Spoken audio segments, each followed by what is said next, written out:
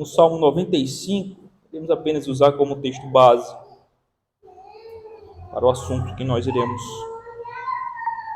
estudar hoje.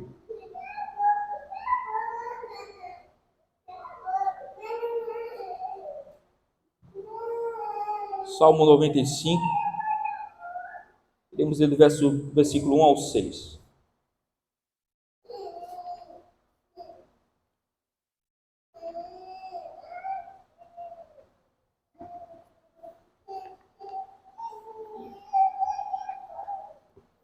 Diz assim a palavra do Senhor: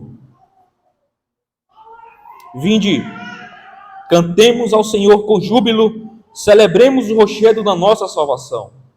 Saiamos ao seu encontro com ações de graças, vitoriemo-lo com salmos, porque o Senhor é o Deus supremo e o grande Rei acima de todos os deuses. Nas suas mãos estão as profundezas da terra, e as alturas dos montes lhe pertencem. Dele é o mar, pois ele o fez. Obra de suas mãos os continentes. Vinde, adoremos e prostremo-nos, ajoelhemos diante do Senhor, que nos criou. Confissão de fé, no capítulo 22. Hoje iremos tratar hoje sobre o culto e o dia do Senhor. Com base na nossa confissão, no capítulo 22, hoje nós iremos focar no parágrafo 1. Como é um capítulo longo, né? Nós iremos focar o nosso estudo no parágrafo 1, que fala sobre o princípio regulador do culto. O segundo ponto, nós iremos focar no parágrafo 6, que fala de um local apropriado. E no terceiro e último ponto, nós iremos focar no parágrafo 7 e 8, mas vai ser no 7, que fala sobre o culto tem um dia designado por Deus para ser prestado. E o parágrafo 8, nós iremos ver, quando nós lemos ele, né, a gente vai ver que fala a respeito da santificação deste dia. Deus santificou, separou um dia para o culto, mas nós iremos focar no dia designado por Deus para o culto, que é fundamentado no parágrafo 7 da nossa confissão. Certo? Então vamos ler esses 3 parágrafos.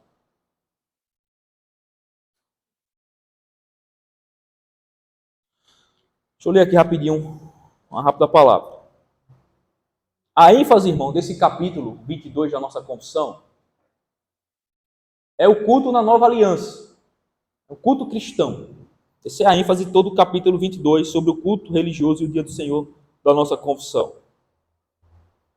Se você observar, tem uma expressão aí no parágrafo 6 que fala assim, agora sob ou debaixo do Evangelho, sob o Evangelho, né? Apontando evidentemente isso, o culto sobre ou debaixo da nova aliança, nos aspectos da nova aliança. E como eu já falei, ao expor, né, esse capítulo, nós iremos nos concentrar no parágrafo 1, no parágrafo 6, no parágrafo 7. Certo? Então vamos ler aí o primeiro ponto, o princípio regulador do culto, parágrafo 1. Diz assim: a luz da natureza mostra que existe um Deus, que tem senhorio e soberania sobre tudo, que ele é justo, bom e faz bem a todos. E, portanto, deve ser temido, amado, louvado, invocado, crido e servido com todo o coração, com toda a alma e com toda a força. Mas o modo aceitável de adorar o Deus verdadeiro, é instituído por ele mesmo, e tão limitado por sua própria vontade revelada, de forma que ele não pode ser adorado segundo as imaginações e invenções dos homens ou sugestões de Satanás, nem sob qualquer representações visíveis ou qualquer outro modo não prescrito nas Sagradas Escrituras. Então, esse primeiro parágrafo aqui vai tratar exatamente a respeito do princípio regulador do culto. Como adorar a Deus? Qual o modo que Deus deseja, quer e exige ser adorado? Será que, se a gente aqui fizer qualquer outra coisa não exigido na palavra de Deus, por Deus, será um culto agradável ao Senhor, por mais que tenha boas intenções? Como a gente vê em muitas igrejas, né? Existem muitas igrejas que em seu culto existe uma série de coisas não prescritas, não pedida por Deus, não exigida por Deus. E aí, se a gente for falar alguma coisa, normalmente o pessoal diz, não, rapaz, mas isso é com toda a boa intenção do mundo. A gente quer agradar o nosso Senhor, certo, mas o modo de agradar a Deus é fazer exatamente aquilo que Ele pediu na sua palavra. É prestar um culto a Ele de acordo com a regra, com o padrão que Ele mesmo estabeleceu. Porque, como nós iremos ver, Deus é um Deus muito zeloso do seu culto. Deus muito zeloso. Por isso é que a nossa confissão vai dizer que o modo dele ser adorado, né, não é segundo as imaginações e invenções dos homens ou sugestão de Satanás. Certo? Nós iremos ver aqui. Irmãos, para entendermos aqui esse capítulo, né, ou esse parágrafo, a ocasião histórica foi o debate entre os puritanos e os anglicanos. Esse é o contexto histórico desse parágrafo, ou desse capítulo, né? Mas especificamente desse parágrafo vai tratar exatamente a respeito do princípio regulador do culto. Qual é o contexto histórico da época que a nossa confissão foi compilada? Era a discussão do movimento reformado, puritano, protestante, evangélico, com o movimento anglicano, que é a igreja anglicana, a igreja da Inglaterra, né? É uma igreja que saiu da igreja católica, mas muito de todo o seu estereótipo, sua modo de culto, seus costumes, suas vestimentas, são praticamente católicas ainda. E tem muito disso. Só tiraram os santos, mas praticamente todo culto, a liturgia, o estereótipo do ambiente, é tudo praticamente católico ainda. Né? Então, a igreja anglicana. E qual era a grande discussão? Como Deus deve ser adorado? Aí os puritanos, os reformados, os protestantes, né, diziam não, o culto a Deus deve ser prestado de acordo com aquilo que ele pede na sua palavra, aquilo que está prescrito. Aquilo que está ordenado é o que deve ser, é o modo como nós devemos cultuar a Deus. Os anglicanos diziam não, a gente pode fazer qualquer coisa no culto, desde que não seja proibido. Devemos fazer aquilo que está ordenado, mas também não é proibido fazer aquilo que Deus não proíbe.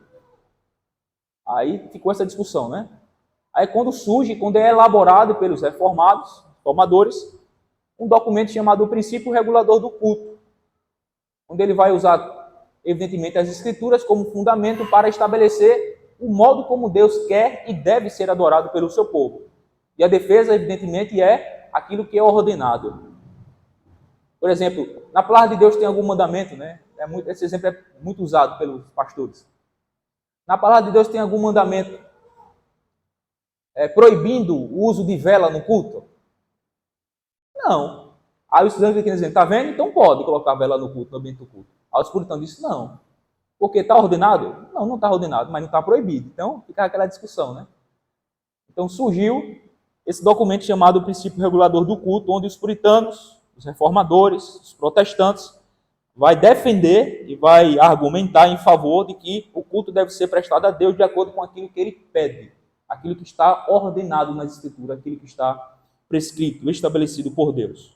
E nada além disso, né? Porque não há uma proibição direta do que não pode ser colocado no culto, que a pessoa está livre para oferecer um culto a Deus da forma que bem entende. Uma ilustração bem clara de uma história, logo no começo, quando eu estava estudando isso, aprendendo essa questão, uma ilustração é o seguinte: você chega num restaurante. Acho que todos os irmãos já ouviram essa ilustração, né? Já ouviram já? Não? Você chega no restaurante, aí você senta lá, aí você pede o seu prato preferido. Vocês pensam no seu prato preferido aí, certo? Eu quero isso aqui. É o que eu gosto. É o que eu exijo para me satisfazer, para me contentar, para me dar prazer. É isso aqui que eu quero. É isso aqui que eu gosto.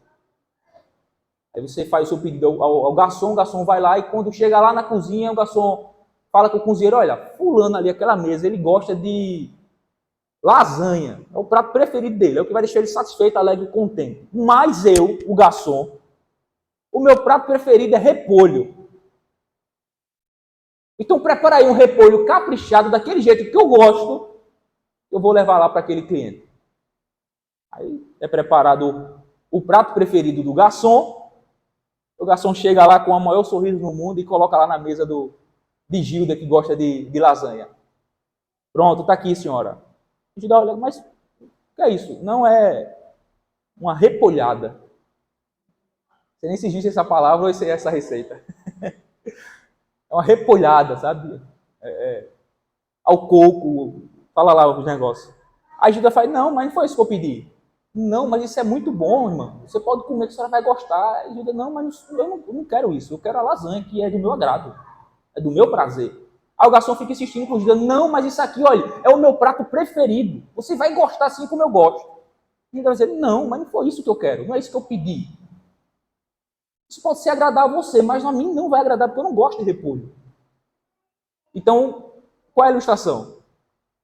Gilda, né, como se fosse Deus, que tem a sua preferência, e o garçom é como se fosse os crentes, que quer prestar um culto a Deus de acordo com sua própria vontade, com aquilo que ele gosta, não aquilo que é agradável ao Senhor, não aquilo que Deus pede.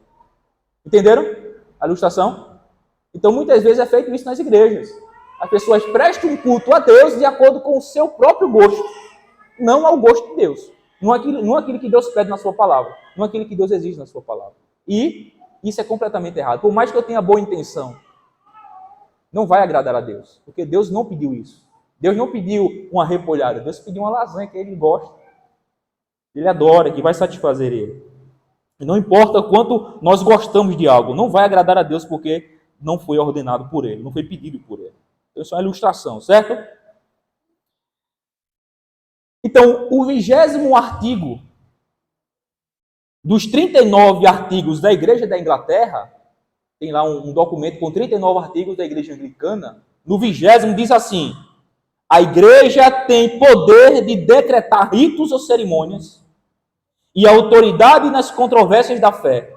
Todavia, não é lícito a Igreja ordenar coisa alguma contrária à palavra de Deus escrita. Então, isso é o artigo 20 dos 39 artigos da Igreja da Inglaterra, a Igreja Anglicana.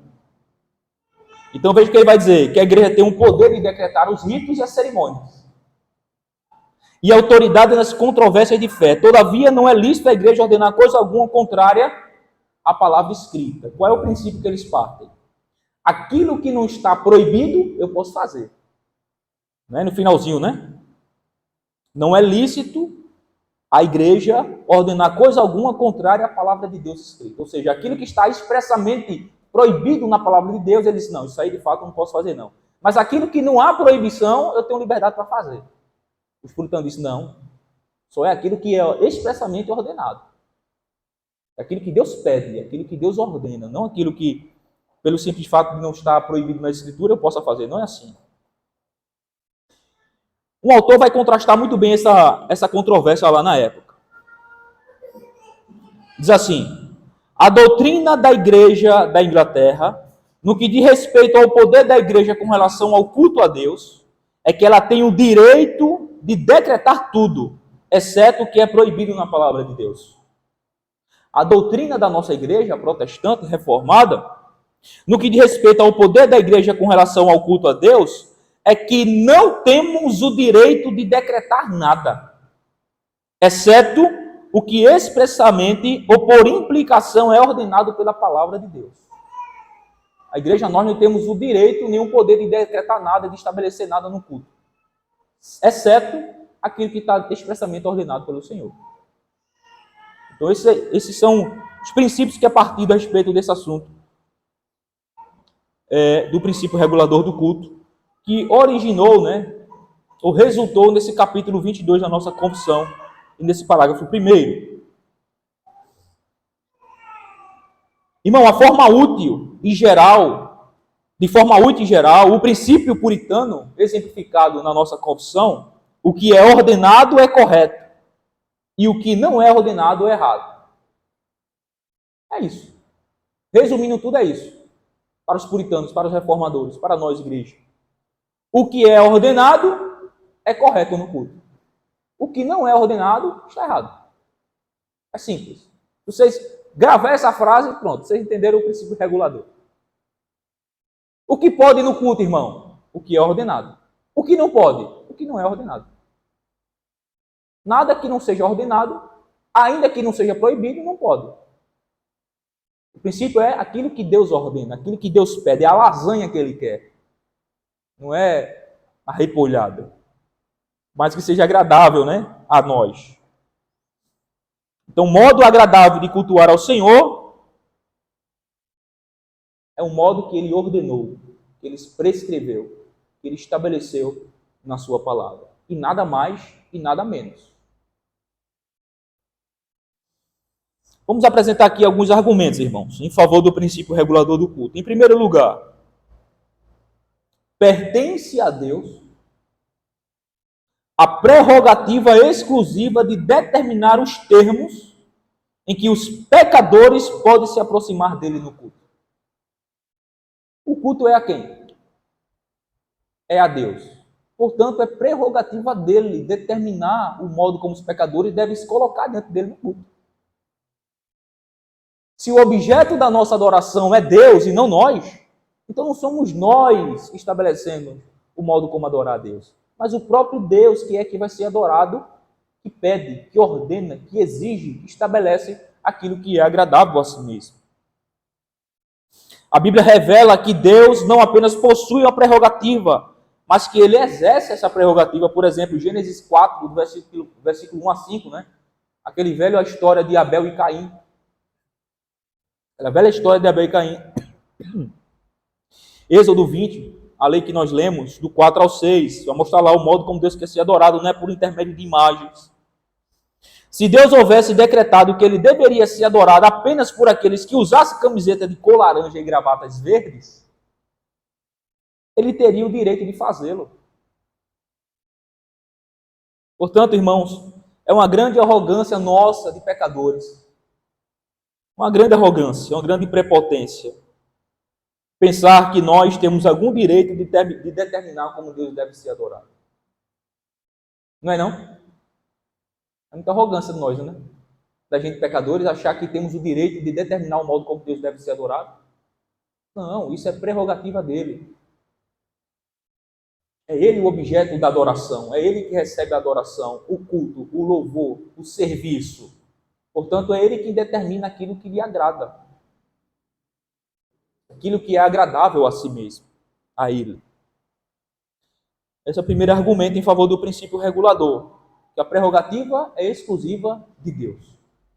É ele que determina os termos em que os pecadores podem se aproximar dele no culto, certo? Em segundo lugar, a introdução de práticas extrabíblicas no culto tende, inevitavelmente, a anular e minar o culto designado por Deus. Mateus 15, 3, 8, 9, 2 Reis 16, do 10 a 18. Essa tendência é exemplificada nas igrejas evangélicas de hoje, onde pronunciamentos mundanos ou tolos, músicas especiais, período de testemunho e outras coisas do gênero acontecem no culto. Coisas que Deus não pede nada disso. Deus não pede nada disso. Então, incluir ou introduzir coisas extrabíblicas no culto tende, inevitavelmente, irmãos, nos conduzirá a minar o culto que Deus pede que é agradável a Ele. Certo? Porque o objeto do culto agora passa a ser quem? O homem. Deus é tirado do centro e agora o homem é colocado no centro e o culto tem o objetivo de atender às suas paixões, os seus desejos, os seus achismos. O homem agora passa a ser o objeto do culto, passa a estar no centro do culto. Então o culto tem que girar em torno do homem, tem que ser agradável ao homem. Às vezes os pastores ou os líderes acabam formando um culto ou estabelecendo um culto para agradar as pessoas, para atrair as pessoas. E aí coloca todo tipo de parafernália, todo tipo de elementos extra-bíblicos, aquilo que Deus não pede, simplesmente para atrair e chamar a atenção dos pecadores. A gente vê muitas igrejas aí, né? As igrejas chamadas modernas, né? Em que o seu culto é nada mais, nada menos do que um show. Nada mais, nada menos do que um ambiente em que o homem se sentirá bem, agradável, e não se preocupa com aquilo que Deus pede, mas se preocupa com aquilo que seja agradável às pessoas. Introduz no culto elementos extra-bíblicos, aquilo que Deus nunca pediu. E isso vai levar a essa tendência, normalmente, naturalmente, de nos afastar de um culto puro ao Senhor, de um culto santo, de um culto agradável a Ele, de um culto que Ele pede na sua palavra. Então, introduzir elementos extras bíblicos no culto, a consequência disso é afastar o povo, esta igreja, completamente dos princípios que Deus estabeleceu na sua palavra, do modo como Ele quer e deve ser adorado pelo seu povo. Então, normalmente tem o quê? Tem muitas igrejas, tem apresentação teatral, no momento do culto, tem lá um teatro, tem lá uma peça. Outras têm grupos de dança no culto, onde tem aqui um pessoal fazendo os movimentos, né, enquanto uma música está sendo tocada. Todo o ambiente é projetado para ser um ambiente agradável ao homem. Então, o ambiente não traz um teor de solenidade, mas traz um teor de modernidade. São um jogo de luzes, fumaça no momento que a música está tocando. As músicas são voltadas para massagear o ego das pessoas, não para, de fato, tributar glória e honrar ao Senhor, a Deus, que é o objeto do culto. Então, todo o ambiente é projetado para atrair as pessoas, para fazer com que as pessoas se sintam bem. E aí vai introduzindo uma série de coisas que Deus nunca pediu na sua palavra. Então, o culto passa a ser mais um show, uma celebração, um show, uma festa, onde não há um mínimo de solenidade, de reverência, de piedade, de respeito, de honra, pelo fato de estarmos diante do Senhor de toda a glória. Veja, Saúde que está mais acostumado com isso. Ela é advogada, e sempre ela está diante de juízes. Há uma certa solenidade, há uma reverência, há um respeito por estar diante de uma autoridade. Mas as pessoas acham que pode estar diante de Deus de qualquer forma. Não é? Ser um mínimo de temor, de tremor, de reverência, de honra, de respeito por aquele momento solene. Um momento solene que é o culto. Existe alegria? Existe. Mas com muita reverência, com temor, com tremor, porque estamos diante do Senhor e o juiz de toda a terra. Então as pessoas, às vezes, quando vai para uma audiência pública, jurídica, que vai se colocar diante de uma autoridade, um juiz, de um promotor, as pessoas vão com todo respeito, dirige a palavra com toda educação, com todo respeito, e está ali assim, ó, bem calmo, bem tranquilo, bem atencioso, bem respeitador, bem honroso, diante de uma autoridade humana. Quando, na verdade, quando é uma autoridade divina, Deus, o Senhor de toda a terra, a pessoa quer fazer o que bem entende. Acham que Deus, não, Deus é bom. Mas Ele exige também um modo agradável a Ele de ser adorado pelo seu povo, e não segundo a nossos próprios achismos. A terceira argumento em favor do princípio regulador do culto.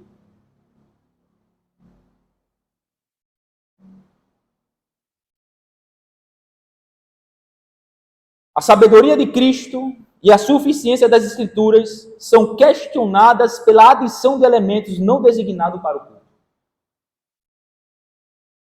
A sabedoria de Cristo e a suficiência das Escrituras são colocadas em xeque quando se adiciona elementos que Deus não pede no seu culto.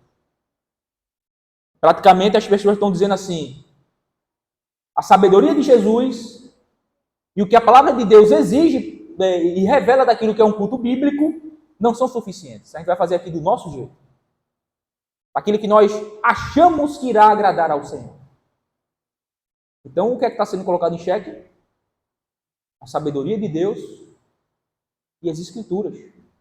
Estão dizendo, em outras palavras, nas entrelinhas, de que a palavra de Deus não é suficiente para conduzir e guiar o povo de Deus na adoração a Deus. E passam a introduzir uma série de coisas. John Owen, ele vai fazer um comentário a respeito desse assunto. Ele fala assim: normalmente são alegadas 3 coisas para justificar a observância de tais ritos e cerimônias no culto a Deus. Primeiro, que tendem a promover a devoção dos adoradores, ou seja, vai estimular, não é?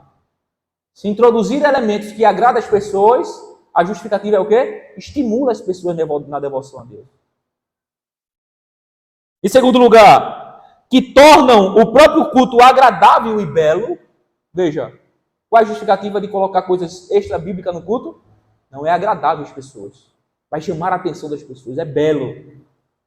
E em terceiro lugar, que serve para preservar a ordem na sua celebração.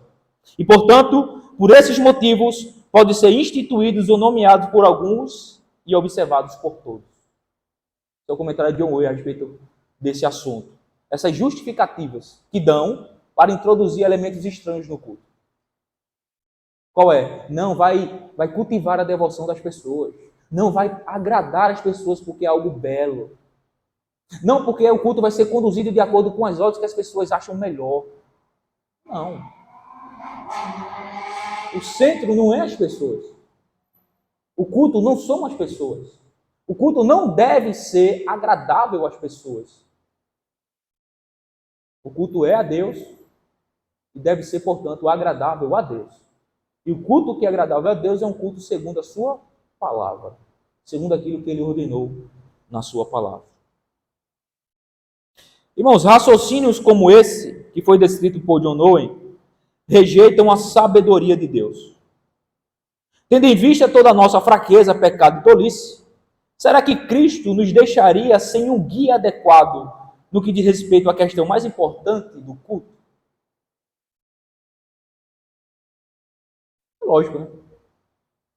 Será que devido à nossa fraqueza, nosso pecado, nossa corrupção, nossas fragilidades, será que Deus deixaria o povo dele sem um guia seguro para lhe prestar um culto agradável? Evidentemente que não. Tanto é que ele deu a palavra e lá está os princípios que norteiam o modo como Deus deve ser cultuado, do modo agradável a ele.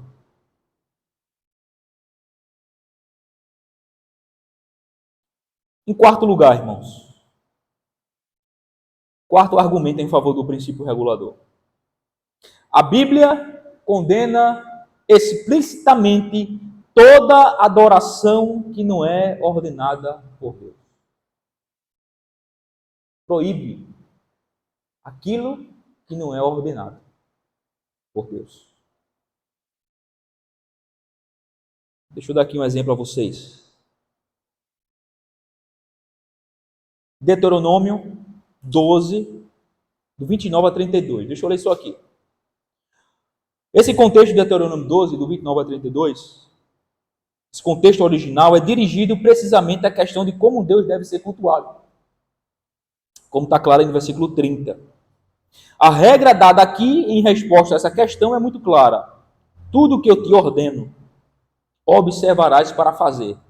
Nada lhe acrescentarás, nem diminuirás. Se você ler aí o versículo 32, está escrito isso aí. Deuteronômio 12, 32. O que é que está escrito? Tudo que eu te ordeno, observarás para fazer. Nada lhe acrescentarás daquilo que foi ordenado, nem diminuirás daquilo que foi ordenado. Deve ser feito exatamente como Deus prescreveu.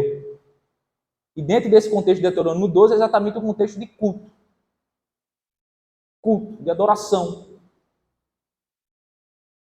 Isso implica claramente, irmãos, que é uma grande tentação para o povo de Deus observar como o mundo cultua e permite que isso tenha um impacto formativo em nossas atitudes sobre o culto. Essa atitude é explicitamente proibida ao povo de Deus. Não podemos acrescentar aquilo que foi ordenado por Deus, nem também diminuir daquilo que foi ordenado por Deus. Devemos fazer exatamente aquilo que ele pede no culto. Exatamente aquilo que ele pede no culto. Um outro exemplo disso é Levítico 10, não é? Nadab e Abiú, 1 ao 3. É o relato assustador do que aconteceu a Nadab e Abiú quando desagradaram a Deus devido à forma como buscá-lo, cultuá-lo. O que trouxe sobre eles um julgamento tão chocante? Essa é a pergunta. O que trouxe sobre Nadab e Abiú um julgamento tão chocante? O versículo 1 deixa claro o motivo. Eles ofereceram fogo estranho perante o Senhor. O significado da expressão fogo estranho é explicado na frase seguinte: fogo estranho não é o fogo que Deus tinha proibido. O texto hebraico, na língua original, deixa claro que o fogo estranho é o fogo que não lhes era ordenado. O simples fato de se atreverem a trazer fogo não autorizado foi a causa de sua morte pelas chamas do juízo divino. O que foi que ocasionou a morte de Nadab e Abiú? Eles trouxeram fogo não ordenado por Deus. E isso resultou em um juízo divino. Deus fulminou ele dentro do templo. Matou, desceu fogo do céu e os consumiu. Simplesmente por ele estar oferecendo a Deus um fogo em que Deus não ordenou. Prestando um culto, colocando as palavras aqui, né? Prestando um culto não ordenado. Apresentando elementos não ordenados a Deus em seu culto. Resultou na morte deles dois. Certo? Irmãos, aqui terminamos o primeiro ponto. O princípio regulador do culto. Resumindo, o que deve haver no culto? Como devemos adorar a Deus? Deus deve ser adorado somente por aquilo que Ele ordena. E tudo que Ele não ordena é proibido. Ainda que não haja uma proibição direta nas Escrituras, como é o modo como os anglicanos cultuam a Deus, né? Ele diz, não, deve ser feito aquilo que é ordenado, mas aquilo que não é proibido, também eu tenho a liberdade de fazer, se assim a igreja quiser. A reforma diz, não, somente aquilo que é ordenado, sem acrescentar e sem diminuir. Aquilo que não é ordenado é proibido, aquilo que é ordenado é o que deve ser feito. Esse é o princípio regulador do culto, certo? Se você ler aí o parágrafo 2 até o 5 da nossa confissão, basicamente vai tratar a respeito dos elementos do culto. A gente não vai tratar aqui, mas basicamente se resume em quê? Os elementos do culto.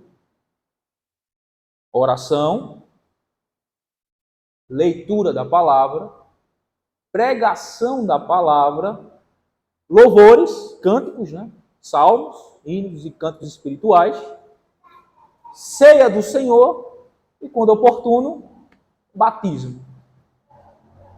Oferta. Ofertório. Pronto. São os elementos do culto. Basicamente 6, 7. Se a gente considerar o ofertório um elemento também, né? Mas muitos consideram como sendo já incluído normalmente, naturalmente, no culto. Mas vamos lá.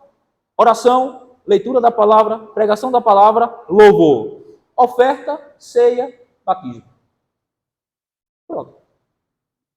Isso é um culto a Deus. São os elementos do culto que Deus exige na sua palavra. Algo além disso está ultrapassando a ordem de Deus. E a gente quebra o culto. Também, algo menos do que isso, a gente está também diminuindo aquilo que Deus exige. E também estamos quebrando o culto a Deus. Certo? Então esse é o princípio regulador. Vamos para o segundo ponto, rapidinho. O lugar apropriado. Parágrafo 6 da nossa confissão. Vamos ler?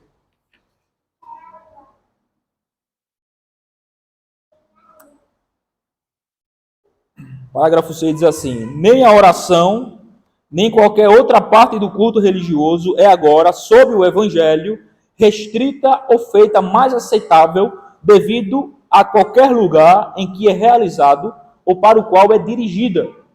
Mas Deus deve ser adorado em todo lugar, em espírito e em verdade, tanto em famílias particulares, diariamente e em secreto, cada um por si, e também muito solenemente em assembleias públicas, que não devem ser descuidadas, deliberadamente negligenciadas ou abandonadas, quando Deus, pela sua palavra e providência, nos convoca a participar delas.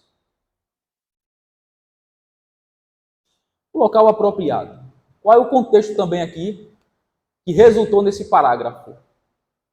O contexto histórico, né? Irmão, a razão histórica que ocasionou a criação desse parágrafo foi o fato de Roma, a igreja de Roma, atribuir santidade especial a certas construções e lugares, a saber, catedrais, Jerusalém, Roma e etc. O que a igreja romana disse? Para eles existem alguns lugares sagrados. Por exemplo, dentro das catedrais da igreja católica, para eles é um lugar sagrado, um lugar santo. Jerusalém também, né, em Israel, é um lugar sagrado, um lugar santo. A própria cidade de Roma, onde está lá o Vaticano, né, é também sagrado, é um lugar santo. Então, dentro desse contexto histórico, os puritanos, os reformadores, vão elaborar esse parágrafo 6º, dizendo assim, não, sob o Evangelho não tem lugar mais nenhum santo, sagrado, não, em que Deus deve ser adorado especificamente, não. Em todo lugar, em qualquer lugar, Deus deve ser adorado em espírito e em verdade. Ele vai listar em famílias, particularmente, em qualquer lugar, nas reuniões públicas solenes que Deus convoca o seu povo para ele adorar, em espírito e em verdade. Não tem um lugar sagrado. Aqui em cima não é mais sagrado do que aqui embaixo, né? Que ali é o púlpito. Não. Esse ambiente aqui não é sagrado. Não, é um ambiente apropriado para o povo de Deus se reunir para prestar culto a Deus. Ponto. Como eu já falei aqui, se a gente quiser ir para a orla hoje de noite, montar lá umas 4 tendas, entrar debaixo dela e prestar culto a Deus, vamos cultuar a Deus do mesmo jeito, desde que seja espírito em verdade e de acordo com aquilo que Ele ordena. Ali está o povo de Deus reunido diante de Deus. Se a gente quiser cultuar a Deus aqui nessa praça aqui da frente, a gente cultura da mesma forma. Não é o ambiente, não é o lugar que torna... não é o lugar que vai dizer se é certo ou errado. Certo? No Novo Testamento, irmãos, o culto não deve ser ligado e nem santidade deve ser atribuída a qualquer locais ou construções. Se a gente for levar em consideração isso, onde é que os primeiros cristãos adoravam a Deus? Antes de começar uma grande perseguição, muitos deles iam para templos ainda, outros se reuniam em cenáculos, na casa das pessoas. Por exemplo, na descida do Espírito Santo, onde é que eles estão? Eles estão em um cenáculo. 120 pessoas reunidas aproximadamente, quando Deus derramou o seu Santo Espírito. Cenáculos, sinagogas, casa das pessoas, era o lugar onde eles cultuavam. Quando desemboca uma grande perseguição para com a igreja, onde é que os cristãos passam a adorar a Deus, cultuar a Deus? Nas catacumbas, em cemitérios, em subterrâneo, debaixo da terra, nas catacumbas. O povo de Deus se reunia lá por conta da grande perseguição e cultuava a Deus. Lia as memórias dos apóstolos, dos profetas, louvava ao Senhor, fazia suas orações, jejuavam. Cultuavam a Deus.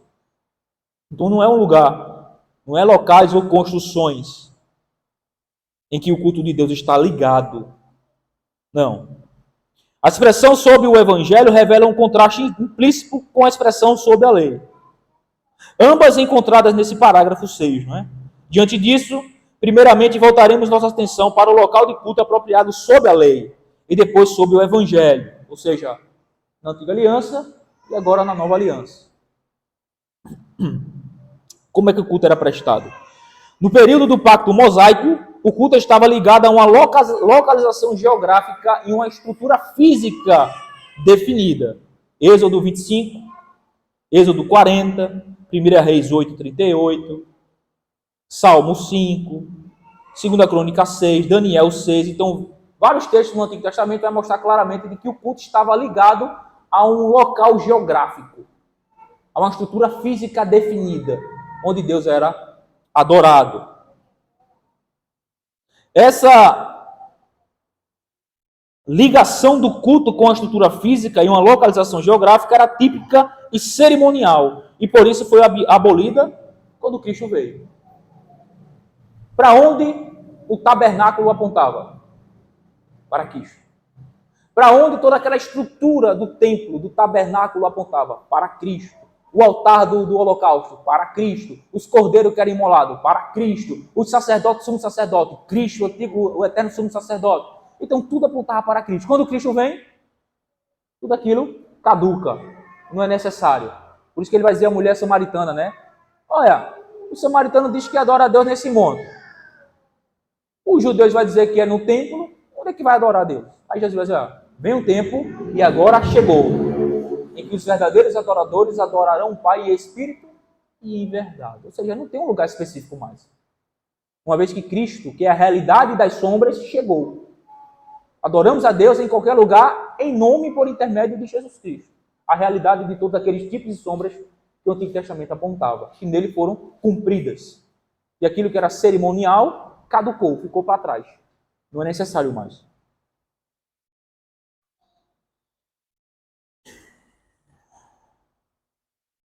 A abolição dessa localização geográfica do culto a Deus não significa, contudo, que não exista um local apropriado para o culto no Novo Testamento. Esse local não é mais geográfico, mas sim espiritual. Em certo sentido, existe uma extensão da ideia materializada no templo e no tabernáculo. Eles eram um lugar de culto, porque era o lugar da presença especial de Deus. Há ainda um lugar em que Deus está especialmente presente, irmão. Mas segundo o Novo Testamento, a igreja é o novo templo e as suas assembleias são lugar da presença especial de Deus. Onde é o templo de Deus agora? A igreja. Não é um lugar geográfico, físico, mas a igreja é a habitação, é o templo de Deus, é onde Deus está. É onde ele está em sua presença especial. Sobretudo, no culto público, na Assembleia Solene. Como hoje à noite, né? Em que o povo de Deus estará aqui reunido diante da sua presença e Deus estará aqui de modo especial. Porque o seu templo, que é a igreja, estará reunida no mesmo lugar. Para cultuá-lo, para adorá-lo, para louvá-lo. São as assembleias desse novo templo espiritual que é a igreja, que agora deve ser valorizada pelo povo de Deus, tanto quanto o povo de Deus no Antigo Testamento valorizava o culto no templo físico. Irmão, da mesma forma que o povo no Antigo Testamento valorizava o templo físico, o tabernáculo e o templo, o lugar onde Deus se manifestava de modo especial, do mesmo modo, nós agora, sob o Novo Testamento, sob o Evangelho, sob a nova aliança, devemos valorizar o culto público, irmãos. Valorizar o culto público. Porque é onde Deus está manifestado de modo especial sobre o seu povo, no seu templo espiritual, que é a igreja, que é o povo dele, reunido em um lugar, em uma localidade, para ali prestar culto de adoração, de louvor e de ações de graça. Devemos valorizar isso. As assembleias públicas da igreja não devem ser descuidadas, deliberadamente negligenciadas ou abandonadas, como diz aí o parágrafo, né? Cadê? Aqui.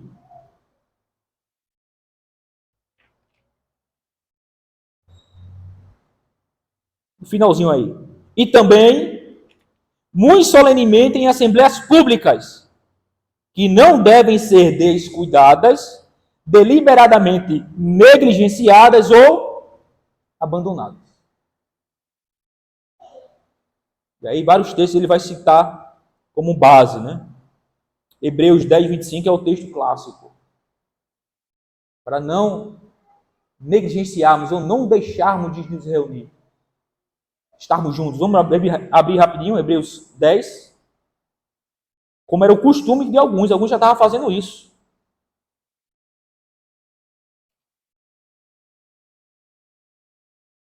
Hebreus 10, 25 diz o quê? Não deixemos de congregar-nos, como é costume de alguns. Antes, façamos admoestações, e tanto mais quando vedes que o dia se aproxima. Olha, não deixem de congregar. Não deixem de reunir-se diante de Deus para prestar culto. Não abandone a Assembleia Solene dos Santos, em que Deus está ali manifestado de um modo especial, para cultuar e para bendizer ao Senhor. como alguns já estão fazendo devido a muitas perseguições aqui no contexto de Hebreus, né? Muitos estavam querendo voltar à antiga religião, o judaísmo, por conta da perseguição que havia pela fé, por conta da fé em Jesus Cristo. E aí, quando chega o versículo 26, é que isso aqui é o que chama a atenção. Versículo 26 aí de Hebreus. Veja o que ele vai dizer. Porque se vivermos deliberadamente em pecado, depois de termos recebido o pleno conhecimento da verdade, já não resta sacrifício pelos pecados. O que é que o autor hebreu tem em mente? O que ele falou no versículo 25, o abandono do culto, o abandono das assembleias solenes, o abandono do ajuntamento do povo de Deus. Ele vai dizer, se vivermos deliberadamente em pecado, ou seja, se continuarmos e se nos afastarmos completamente da assembleia solene, do culto, da adoração, do ajuntamento do povo de Deus, olhe, depois de ter recebido um pleno conhecimento da verdade, já não resta sacrifício mais não. Ele está falando aqui de apostasia, né? Uma apostasia consciente, de pessoas conscientemente abandonar a fé em Cristo Jesus e abandonar o culto, abandonar a adoração, abandonar a Assembleia Solene do Senhor. Então veja que aqui o autor hebreu considera como pecado, porque se vivemos deliberadamente em pecado, continuamente no abandono do culto ao Senhor, pecado. Tanto é que é o quarto mandamento da lei de Deus que a gente lê todo domingo, que se refere a culto. Dia do Senhor, né? O dia do Senhor, melhor dizendo. Mas o primeiro e o segundo refere-se a culto. O modo como Deus quer ser adorado, que está ligado com o quarto também da mesma forma. Então, irmãos, precisamos entender isso. As assembleias públicas da igreja não devem ser descuidadas, deliberadamente negligenciadas ou abandonadas. Precisamos valorizar isso. Isso é um grande privilégio que Deus nos dá. E veja, de 7 dias ele pede um. É aquela velha história também, acho que vocês já ouviram essa história contada aqui na igreja. De uma família muito pobre, que é visitada por um homem muito rico. E ele chega lá com 7 pepitas de ouro. Já ouviram essa história? Nunca ouviram? Alguns já ouviram. Sandro já ouviu? Saúde não, não socorro. O Elton? Mais ou menos. É uma ilustração que a gente usa para falar a respeito da importância do dia do Senhor e do privilégio. Está lá a pessoa muito pobre, a família, passando fome, necessidade, aí chega lá um rico. Um rico. Para lá sua carruagem bela, esplêndida, desce lá com seus capatazes, com seus soldados, ele desce lá com aquela roupa esplendorosa, gloriosa, chega naquela família e diz assim: estou vendo sua situação, eu vou mudar a sua situação. Você não vai precisar fazer nada, eu vou mudar, por graça eu vou fazer isso, porque eu amo, porque eu desejo, porque eu sou bom. Toma aqui 6 pepitas de ouro, eu tenho 7 aqui nesse saquinho, aí tira 1, 2, 3, 6 pepitas de ouro, tome.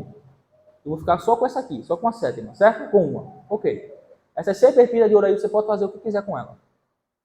Invista, compre sementes, trabalhe na sua terra, plante, desenvolva, aprenda, colha, viva aí uma vida bem com a sua família. Certo? Certo. Essa aqui é minha. Uma é minha, ok. O cara lá fica feliz com a esposa, com os filhos, aquela maior alegria, aquela felicidade. Eita, mudou a nossa vida, que coisa boa. Louvado seja Deus, amém. Quando esse ricão vai saindo pelas portas e dobra a esquina, ele vê uma faca no seu pescoço. Alguém pegou ele pelos trás e perguntou uma faca no seu pescoço e disse assim, ó, me dê a última pepita. Ele conhece aquela voz e quando faz um esforço vai ver quem era? O dono da casa. Não se contentou com as 6 pepitas que o rico tinha dado a ele, vai lá e ainda rouba a 7ª, a última pepita. Essa ilustração para ensinar o quê? Deus nos deu 6 dias. Ele pede um nosso. E a gente quer tomar esse um. Esse único dia que Deus exige para ele, a gente diz, não, Senhor, eu quero para mim também. Esse dia. E a gente faz o que bem cai na nossa cabeça o que devemos fazer. Quando na verdade deveria dedicar esse dia ao Senhor. Ele nos dá 6 dias para trabalharmos, para estudarmos, para plantarmos, para acolhermos, para desenvolver, para fazer qualquer coisa que você esteja fazendo, desde que seja lícito, evidentemente.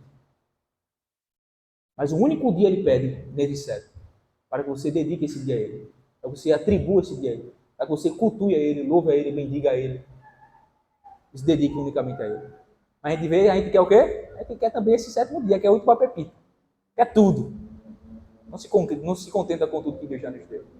Então precisamos, irmãos, atender bem para isso e valorizar isso. Vamos avançar para o último ponto. Certo? Então, em segundo ponto aqui, um local apropriado. Qual é o local apropriado do culto? Assembleia pública, assembleia solene. É onde Deus habita no seu povo. E Ele está de modo especial quando o seu povo está aqui reunido diante da sua presença. Não é especificamente esse lugar aqui, como a gente já falou. Um lugar geográfico e físico. Mas em qualquer lugar onde o povo de Deus se reunir, ali está Deus manifestado de modo especial. Está Deus ali habitando no seu povo. Porque Ele habita no seu povo. O povo, a igreja, é o templo de Deus. Sob o Novo Testamento. Sob o Evangelho. Certo? E por último, o dia designado. Deus instituiu e designou um dia para se adorar. Quer falar, Saúde? Eu vim fazendo assim. Ah, sim. Certo? Deus designou um dia. Deus instituiu um dia dentre 7 em que Ele almeja, em que Ele deseja, em que Ele convoca, ordena, exorta para que o seu povo, em assembleia solene, se coloque diante dele para lhe prestar culto.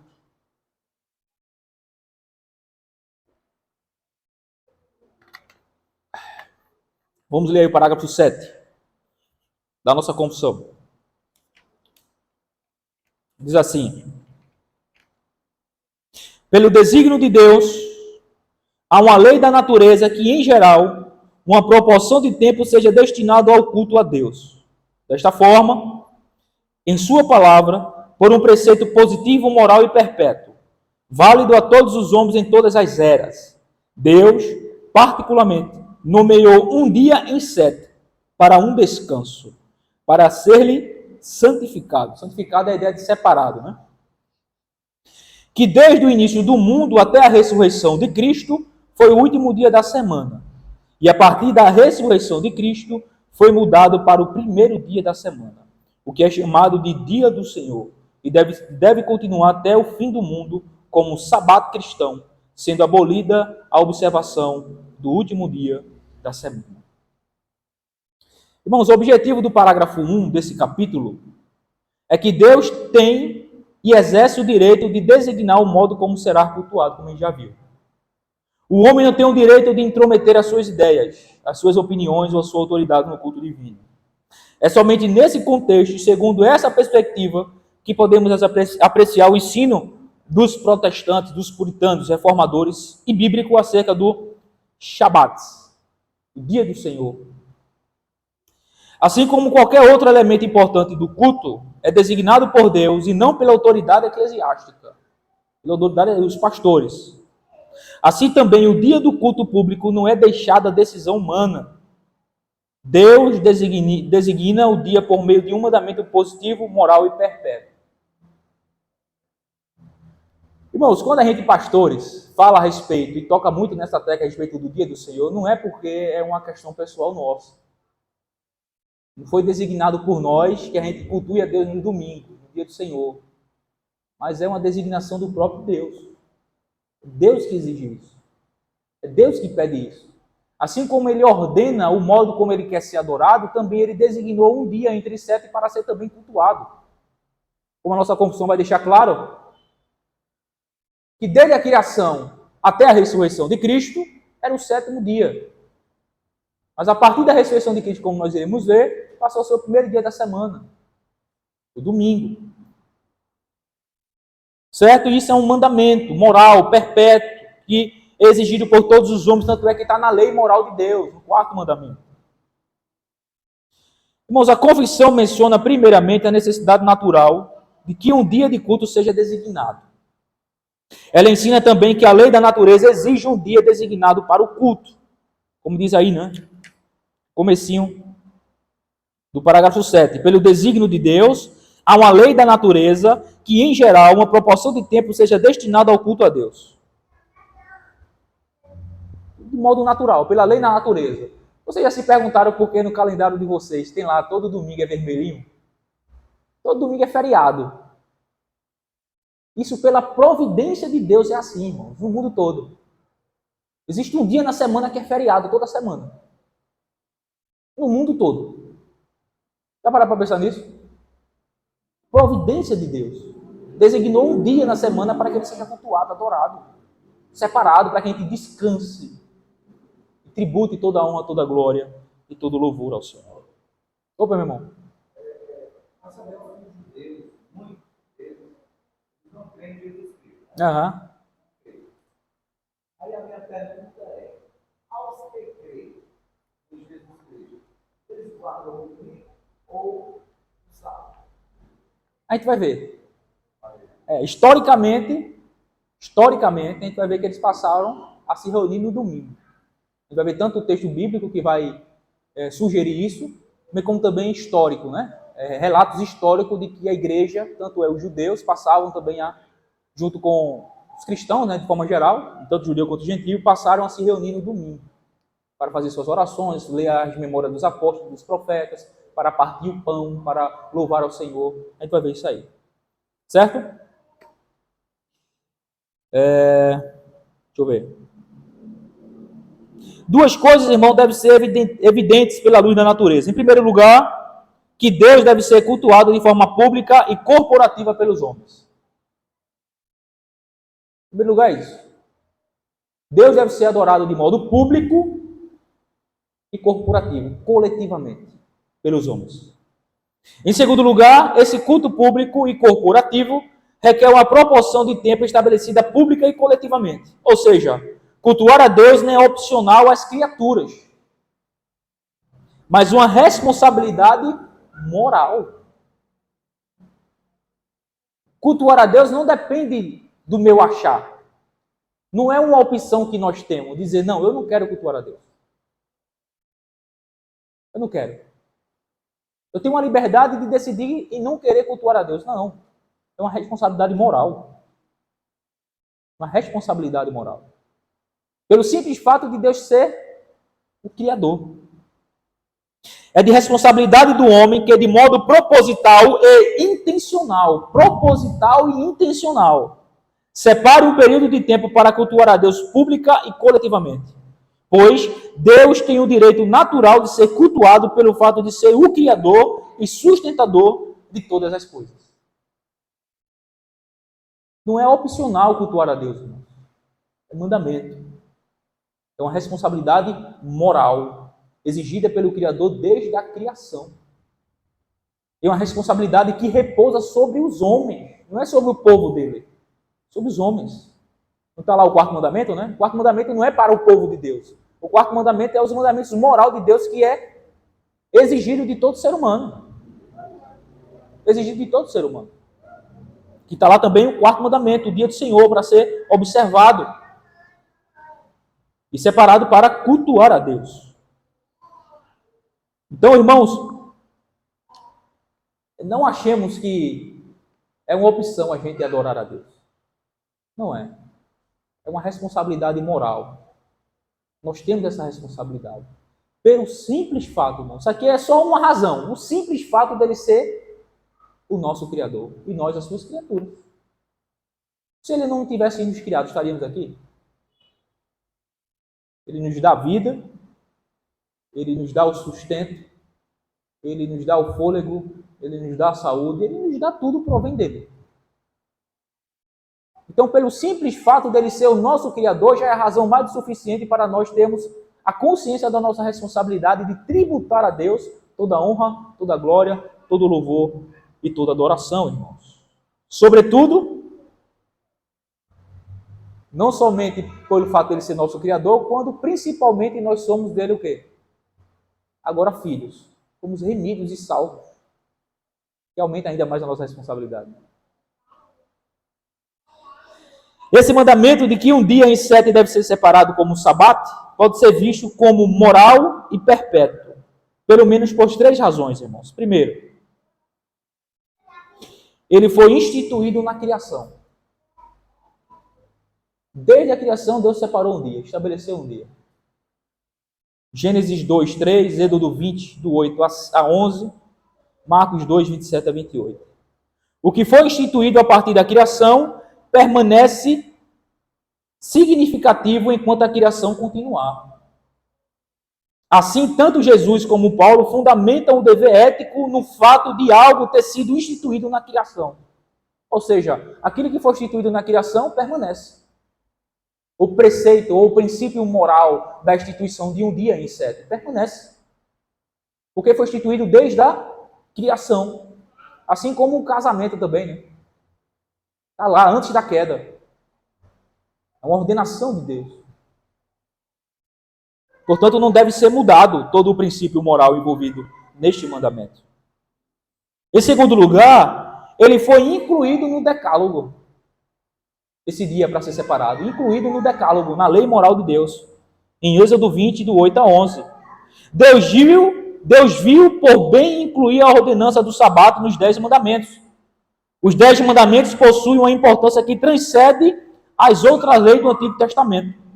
Só eles foram pronunciados diretamente por Deus, escritos nas tábuas de pedra pelo dedo dele e colocados na Arca da Aliança. A Bíblia diz que eles foram escritos nos corações do crente na Nova Aliança, conforme Jeremias 31, 33. Eles são repetidamente citados no Novo Testamento como leis morais fundamentais que possuem significado perpétuo, conforme Romanos 13, do 8 ao 10, Mateus 22, 18 e 19.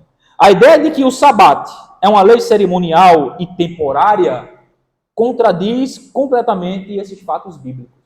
Quais? De que ele está estabelecido desde a criação. E segundo, que ele foi incluído nos 10 mandamentos, na lei moral de Deus, o decálogo. Então essa ideia de dizer, não, o sábado é simplesmente uma lei cerimonial. O sábado é simplesmente uma lei temporária, que findou quando Cristo fez. Não. Ele tem esse aspecto cerimonial, pedagógico, mas também nele está implícito o princípio moral, ético, que deve ser observado, como foi estabelecido por Deus desde a criação e foi incluído na sua lei moral, entregue ao seu povo lá no Monte Sinai, escrita pelo dedo dele, e conforme Jeremias 31, 33, a nova aliança, a lei de Deus foi imprimida no coração do povo de Deus, que está incluído também lá um dia em 7, o preceito moral deste dia. Em terceiro lugar, irmãos, a terceira razão, ele é continuado no dia do Senhor. O dia do Senhor na nova aliança incorpora o princípio do shabat, instituído na criação e incluído no decálogo. Isso é provado pelos muitos paralelos notáveis entre o shabat e o dia do Senhor. Vou citar alguns. Como o shabat, o sábado, e ao contrário de qualquer outra observância religiosa, o dia do Senhor é a celebração de um dia em cada semana. Assim como uma antiga aliança, o sábado era uma celebração em um dia em cada semana, assim também o dia do Senhor, o primeiro dia da semana, é uma celebração em um dia e também cada semana. Existe esse paralelo. Como o sábado na antiga aliança, e ao contrário de qualquer outra observância religiosa, o dia do Senhor, portanto, pressupõe a semana de 7 dias da criação. O princípio moral também está fazendo alusão desde a criação. Como o sabate, e ao contrário de qualquer outra observância religiosa, o dia do Senhor é o memorial tanto da criação como da redenção. Assim como o sabate serviu como memorial da primeira criação e o êxodo de Israel do Egito, assim também o dia do Senhor serve como memorial de uma nova criação e de uma redenção ainda maior. Vamos ver aqui, observar um negócio bem interessante. Abram em Êxodo 20.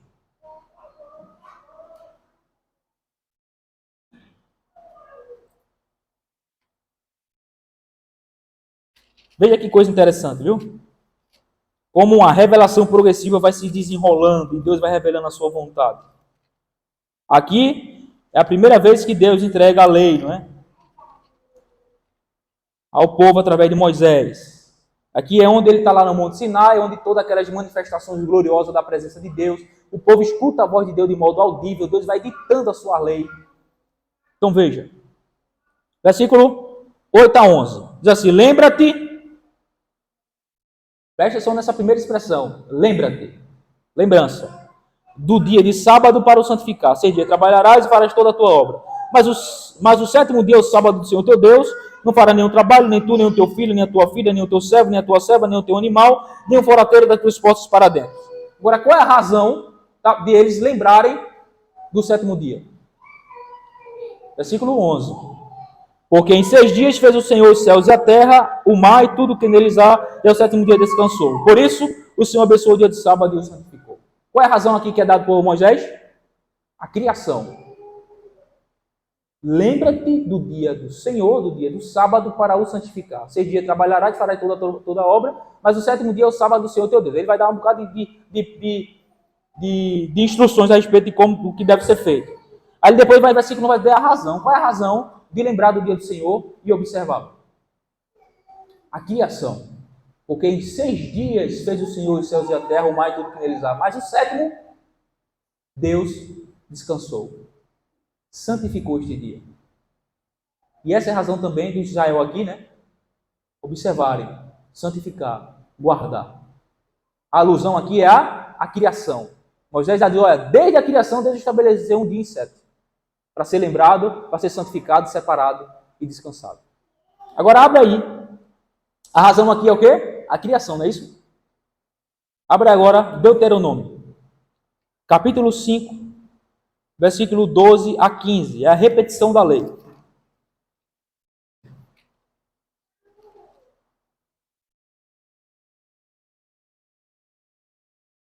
(12 a 15), veja o que diz. Guarda, já não é lembra, né? Guarda o dia do sábado. Lá é lembra. Cuja razão, criação. Deus, desde a criação, já separou um dia em 7 para ser observado. Santificou este dia. Aqui já é, guarda o dia de sábado para o santificar, como te ordenou o Senhor teu Deus. Seus dias trabalhares e farás toda a tua obra. Aí ele vai dizer, versículo 14, né? Agora veja o versículo 15. Porque te lembrarás que foste servo na terra do Egito, e que o Senhor teu Deus te tirou dali com mão poderosa e braço estendido, pelo que o Senhor teu Deus te ordenou que guardasse o dia de sábado. Qual é a razão aqui que ele vai dar agora? Para que os israelitas guardassem o dia de sábado? Redenção. Libertação. Percebem? Então veja, o dia do Senhor não é apenas um memorial da criação, mas um memorial da nossa redenção, da nossa libertação, em que Deus, por mão poderosa, nos arrancou do império das trevas, do poder de Satanás, nos libertou do poder do pecado, da escravidão do pecado e do mundo. Oi?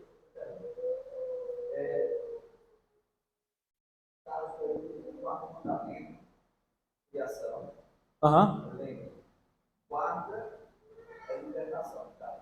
A razão para se observar esse dia é a libertação deles do Egito.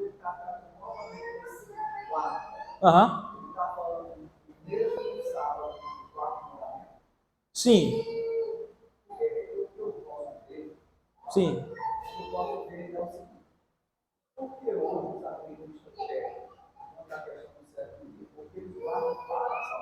Sim.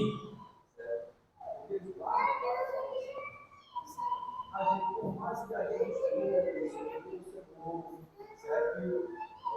começava assim a ler, mas a parte está na lei moral. Sim. Ela é a lei moral. Sim. O que fica um pouco estranho é justamente no caso, são 10 leis, e justamente só uma possibilidade. Exato. É 10 ou é 9, né?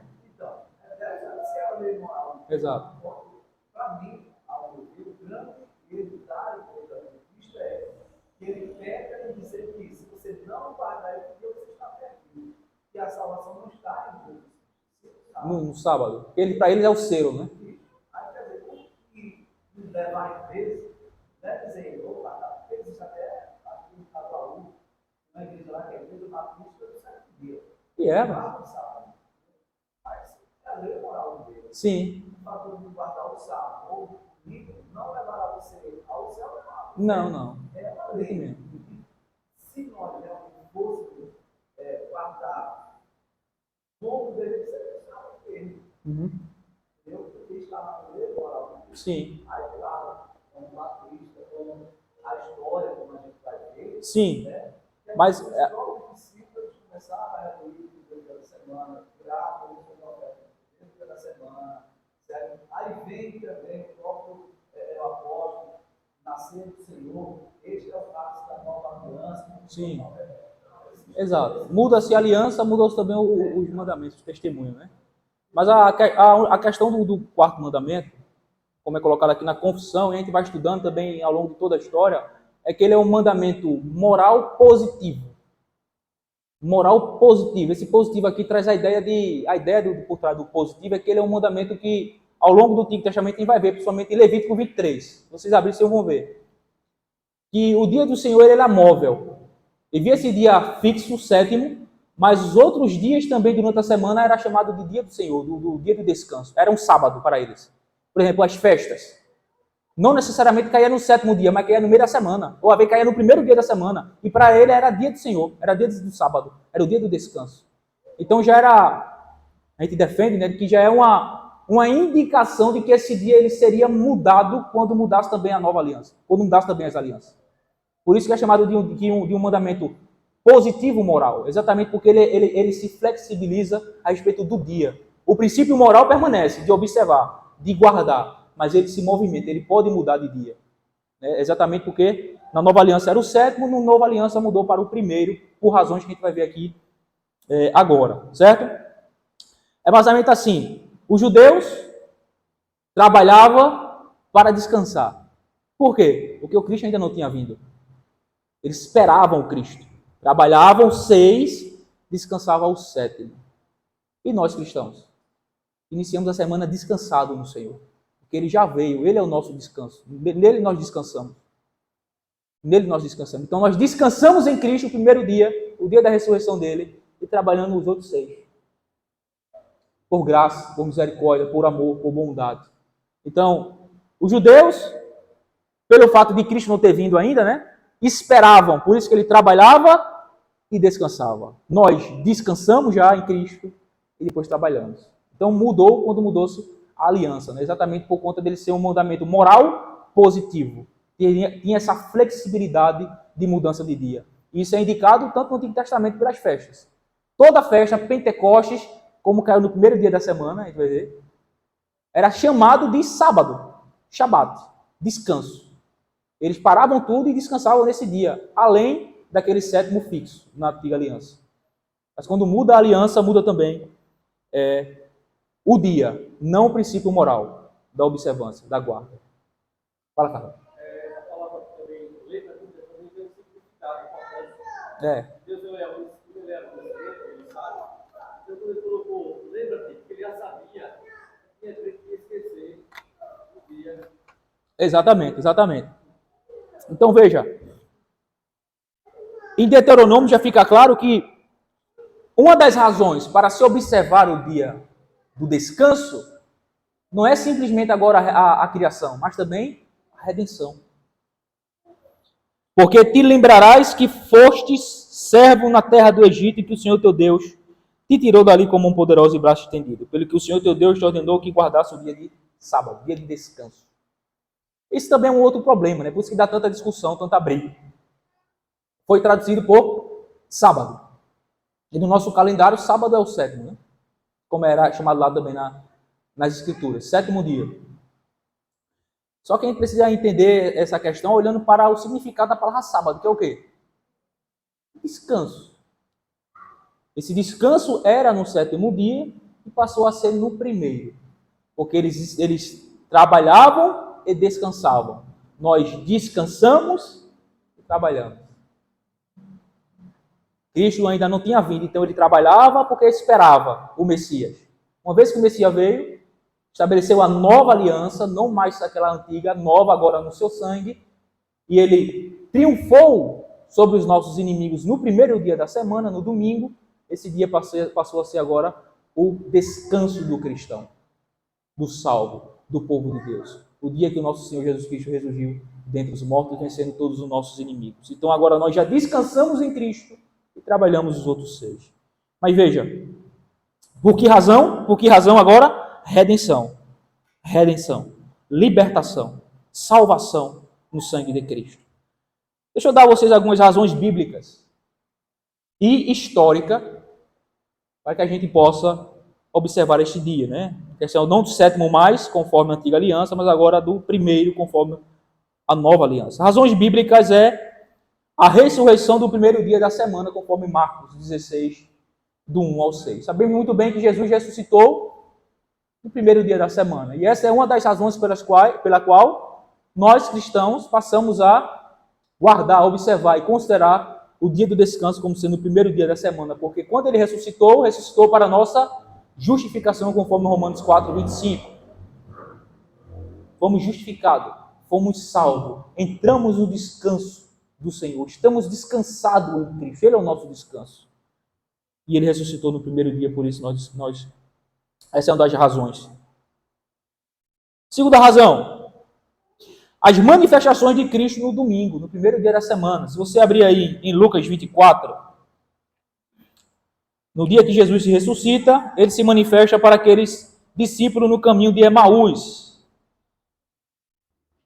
Se você abrir também em João, deixa eu ler aqui o de João que é melhor. Lucas 24 também, né, um texto que fala, a partir do versículo 13, você vai ver que no primeiro dia da semana ele ressuscita e já passa a se manifestar naturalmente para os seus discípulos. As manifestações dele sempre acontecem no domingo, segundo o registro bíblico. Então, João 20, versículo 15, diz assim. É a primeira aparição, né? Perguntou-lhe Jesus: mulher, por que choras? A quem procuras? Ela, supondo ser ele o jardineiro, respondeu: Senhor, se tu o tiraste, dize-me onde o puseste, e eu o levarei.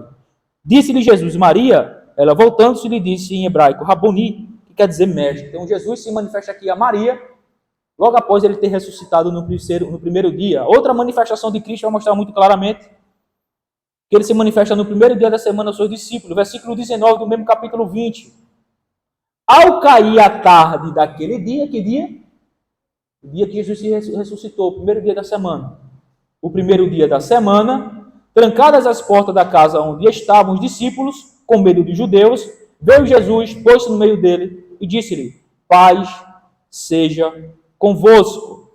Então aqui Jesus está se manifestando a Maria, já se manifestou aos discípulos do caminho de Emaús, conforme Lucas 24, se manifesta a Maria, se manifesta aos seus discípulos no primeiro dia da semana. Agora veja o versículo 26.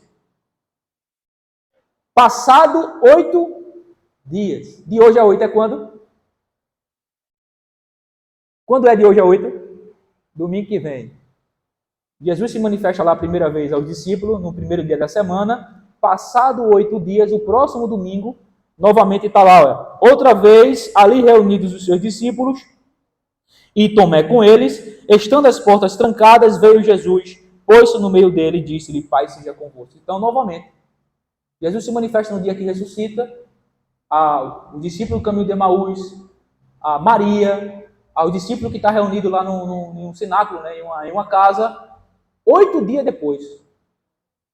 No outro domingo, está lá Jesus se manifestando novamente aos seus discípulos, agora para dar prova a Tomé de que ele está vivo.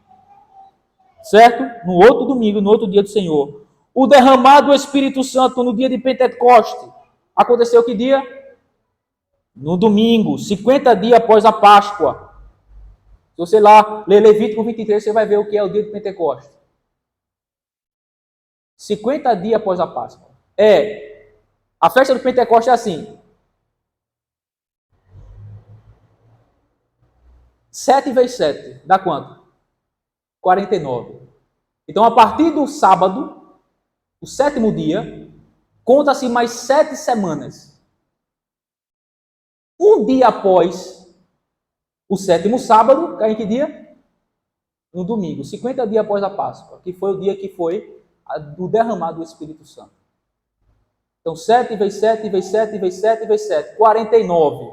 Um dia após 7 semanas, é o Pentecostes. 50 dias após a Páscoa. Foi o dia que Deus decidiu derramar o Espírito Santo, cumprindo assim a sua promessa de Joel sobre o seu povo. Outra razão. Os cristãos passaram a se reunir no primeiro dia da semana para a celebração da ceia, pregar e fazer as suas ofertas. Atos, capítulo 20.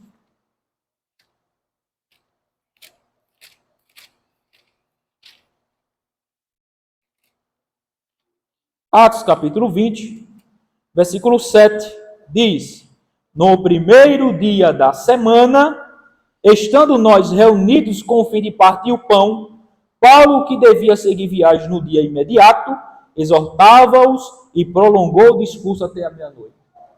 Estavam reunidos para partir o pão, para celebrar a ceia, enquanto Paulo estava lá pregando. Certo? 1 Coríntios, capítulo 16, no versículo 1 e 2. Quanto à coleta para os santos, fazei vós também como ordenei às igrejas da Galácia. No primeiro dia da semana, cada um de vós ponha de parte em casa, conforme a sua prosperidade, e vá juntando, para que se não façam coletas quando eu for. Então, Paulo aqui está ordenando a igreja de Corinto para que a coleta seja feita, juntasse ofertas para a igreja de Jerusalém no primeiro dia da semana.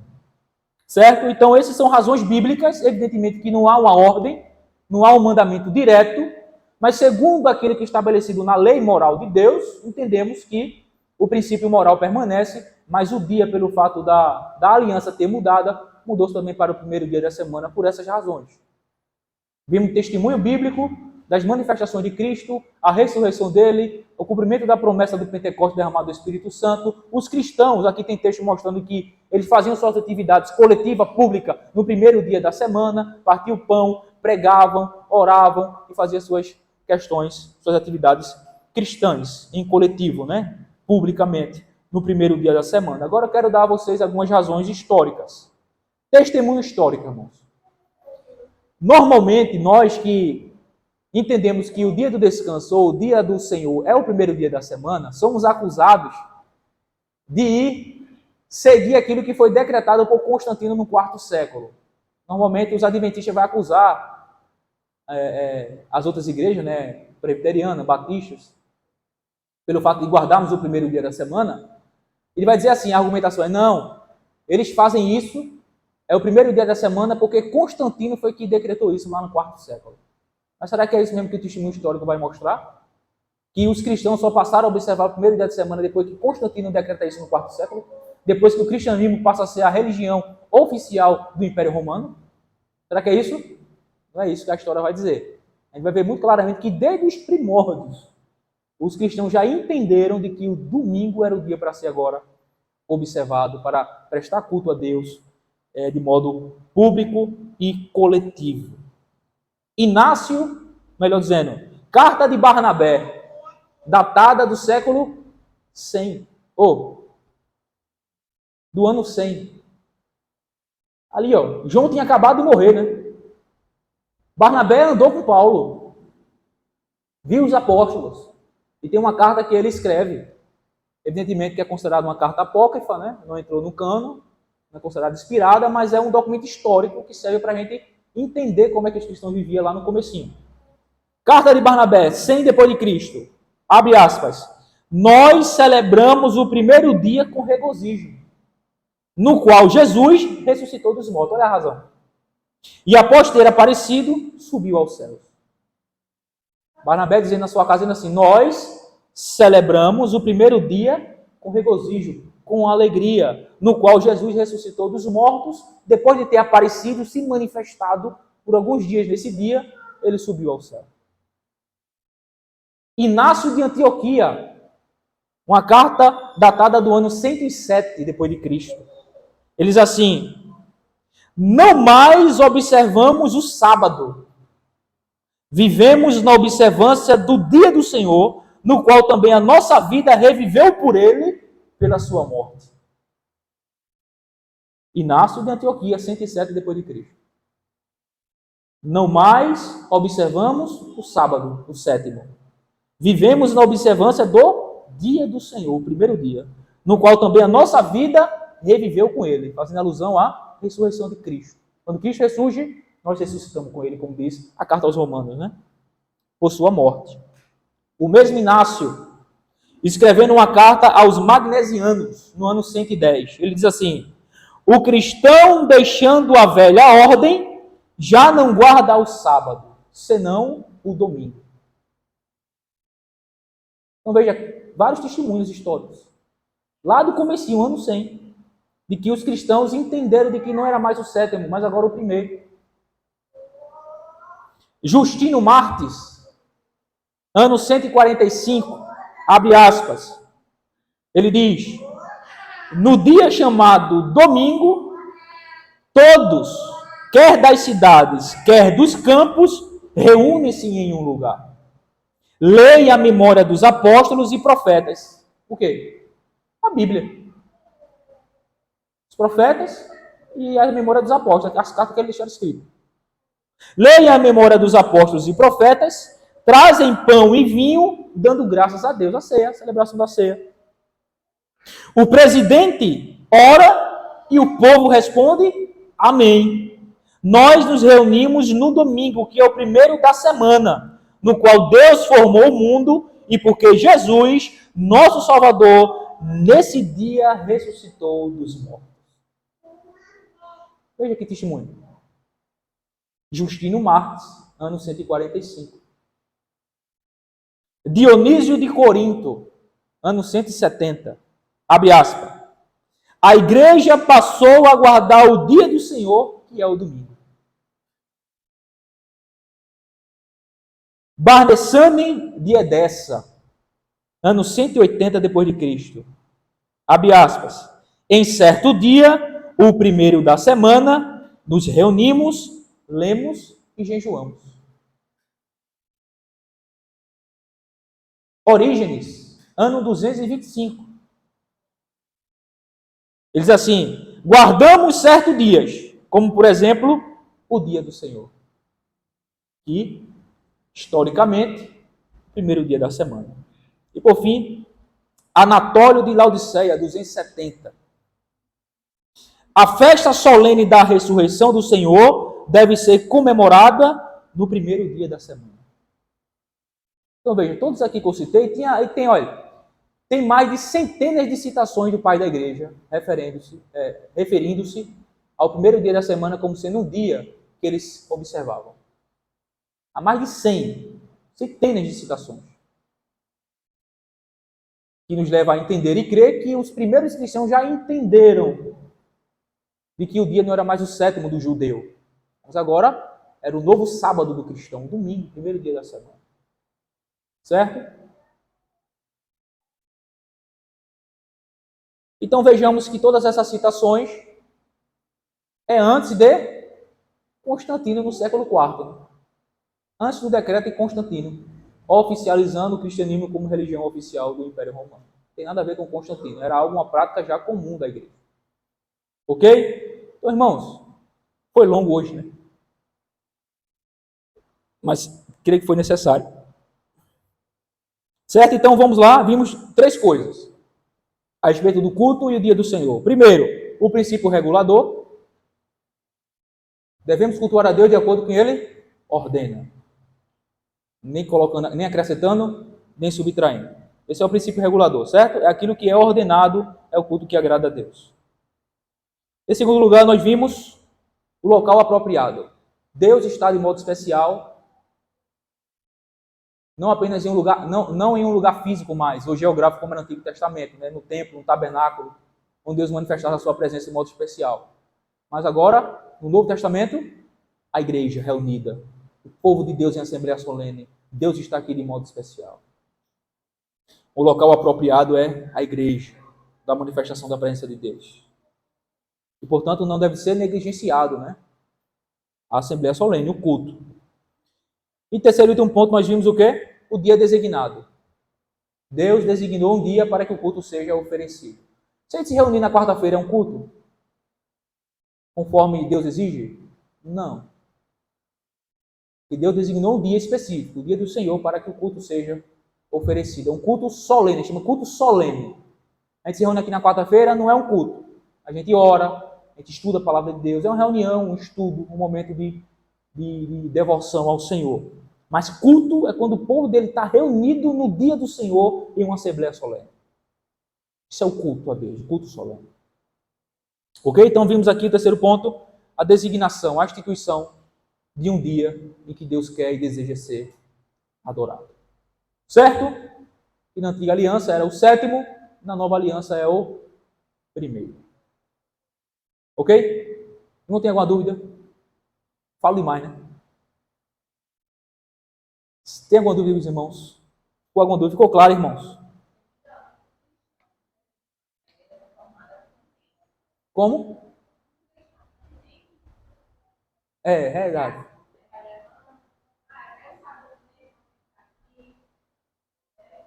Tem muito, tem muito. Eu estava conversando uma vez com o pastor Willy, o presbítero Willy, falando desse assunto. Ele falou, pastor, lá na nossa igreja tem mais de 200 membros, né? Tem membro lá que, sabe, não entendia, não queria, não aceitava. E, assim, aí saía para a praia, para shopping. E o pastor começou a pegar o pessoal, chamar no gabinete e exortar o dia do Senhor e tal. E ele falou, ele fez uma série de estudos, o pastor lá da igreja dele. 4 estudos sobre o dia do Senhor. Aí foi quando muita gente, rapaz, agora eu entendi. Agora caiu a ficha. Porque, de fato, é um assunto que não é muito falado, principalmente nas igrejas que, a maior parte das igrejas é a igreja pentecostal, né? Nesse tipo assim, que não trata dessas questões, mas é um assunto que é bíblico, que deve ser tratado. É bíblico, historicamente é estabelecido, era importante, e que os reformadores foi quem novamente trouxe à tona a importância do dia do Senhor e enfatizou esse ponto, né? Então é importante isso, nós entendermos isso, porque como o Santo falou, né, não tem 9 mandamentos na lei de Deus, são 10, que inclui um dia em 7. E que com estudos, como a gente está fazendo e vendo, né, na antiga aliança era o sétimo, na nova aliança é o primeiro. Por essas razões que nós acabamos de ver. Certo? E também pelo ser um mandamento positivo moral positivo. Ele pode e poderia, né, e como foi feito, ele pode mover-se de dia para dia, como foi feito na mudança da aliança. E que é defendido amplamente por todos os reformadores. Você vê os puritanos, tudinho defendia isso. Tudinho. Jonathan Edwards, John Calvin, John Knox, o Ingles, muito, né? Os puritanos, William Keith, Benjamin Keith, batistas, presbiterianos, congregacionais, tudinho defendia isso. Spurgeon. E aí depois, quando é que começa a negligenciar o dia do Senhor? Quando surge a tal da teologia da dispensação. O dispensacionalismo, que surge aí no século XIX. É que passa agora a negligenciar o dia do Senhor, dizendo que não é mais necessário observar dia nenhum. Então, quando chega o dispensacionalismo, é que começa a introduzir-se essa ideia de que não é importante esse dia, ou passaram a não mais se importar com um dia na semana para o culto a Deus, para ser observado.